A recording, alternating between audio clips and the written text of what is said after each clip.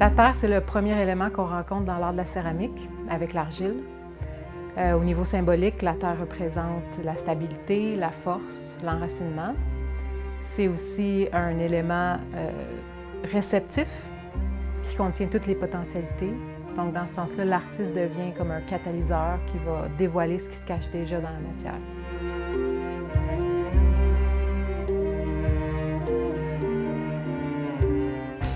La terre, c'est aussi l'élément de la mémoire. Puis ce qui est intéressant, c'est que dans le jargon de la poterie, on dit même que l'argile a de la mémoire. Par exemple, si on accroche une pièce puis qu'on la déforme, qu'on la remet en place, il y a des bonnes chances que d'ici à la fin du processus, ça retrouve sa forme initiale. Puis on peut aussi étamper notre empreinte dans une pièce de poterie, puis elle va être encore là des milliers d'années plus tard. Donc la terre reçoit, la terre dévoile, la terre se souvient.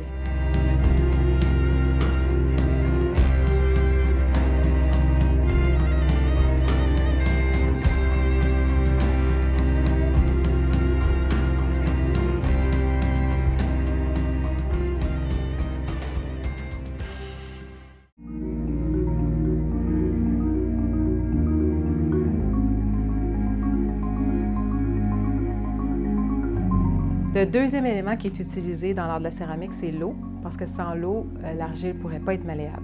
Donc, c'est l'eau qui donne la flexibilité et la plasticité à la matière pour qu'elle puisse être travaillée. Au niveau symbolique, l'eau représente la vie, les émotions, le mystère, le rêve, l'imagination. Ce qui est fascinant avec l'eau, c'est sa capacité d'adaptation. Donc, elle va prendre la forme du contenant dans lequel on la met. Elle va changer de nature dépendant de la température. Elle ne peut pas être coupée, elle ne peut pas être détruite. Elle va s'infiltrer dans les moindres raccoins.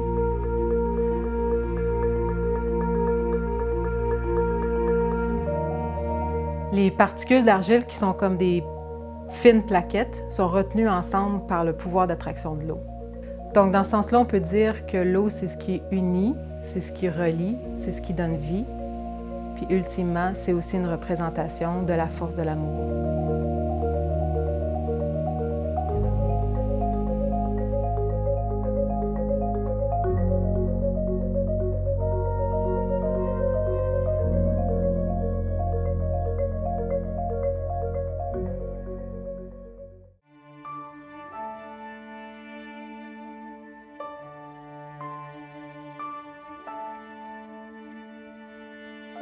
Donc, les deux premiers éléments qu'on a utilisés dans la céramique, c'est-à-dire la terre et l'eau, c'était des éléments passifs, des éléments réceptifs.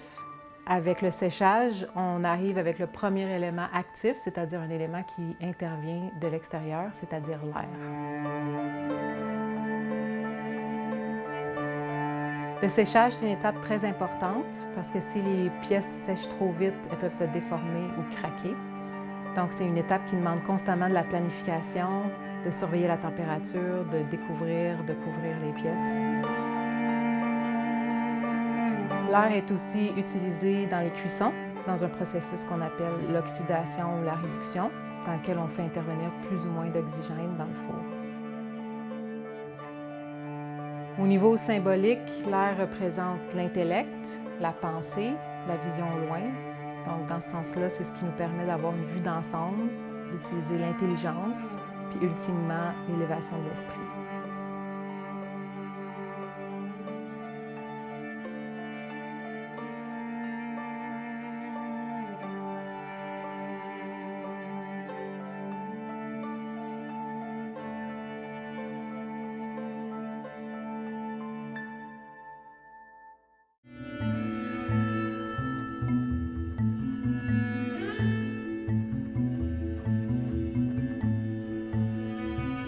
Donc, le feu, c'est l'élément le plus actif de tous. C'est celui qui agit, celui qui transforme, celui qui représente le dynamisme, la créativité.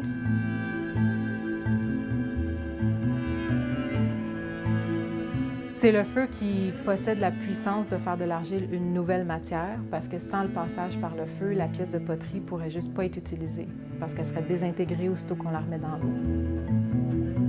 Quand on cuit à des températures aussi élevées que les nôtres, c'est-à-dire au-delà de 2000 degrés Fahrenheit, les particules d'argile se réorganisent puis deviennent autre chose, deviennent une autre matière. Donc c'est là la clé de l'alchimie en céramique.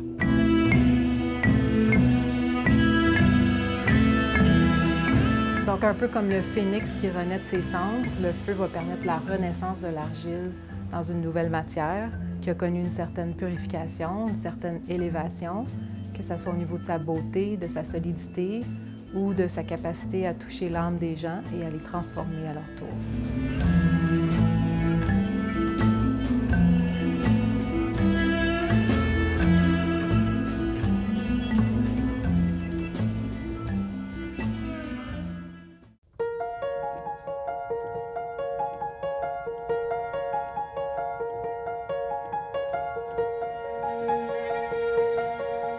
Il existe un cinquième élément qui est l'esprit.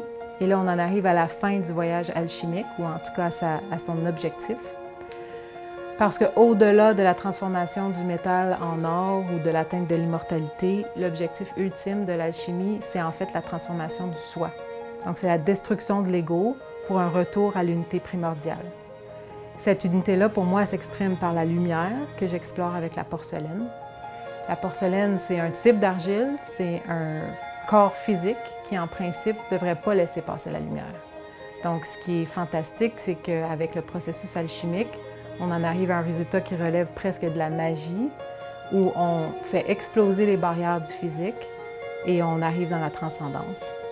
Et on espère que notre propre corps physique va pouvoir suivre le même processus alchimique et que notre âme va pouvoir se réintégrer dans la lumière.